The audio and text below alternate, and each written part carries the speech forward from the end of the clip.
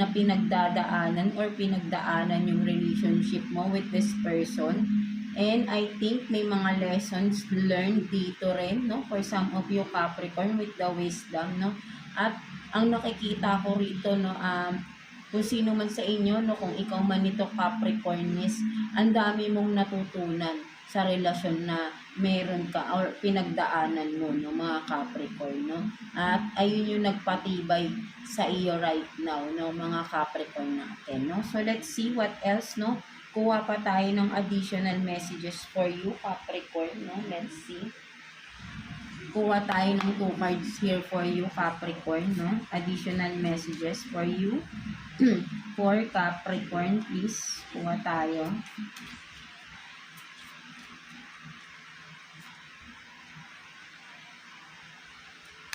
Tingnan natin yan. So, you have this Ace of Cups in reverse.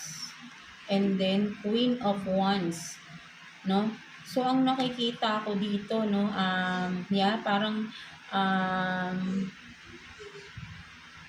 diba?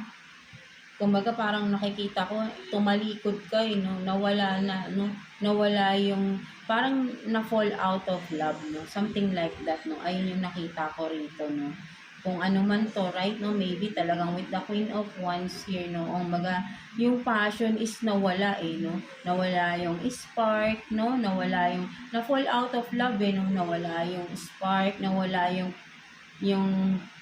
affection, no, something like that, no, sudden, no, parang ganun, no, so ayun yung nawala, no, that's why parang isa yun sa nagiging dahilan din, no, ng maybe conflict, no, sa relationship, na parang may na-fall out of love, nawala yung spark, nawala yung pagkikare, no, with the Queen of Wands here, na parang naka-isnab, no, parang naiinis yung itsura niya, no.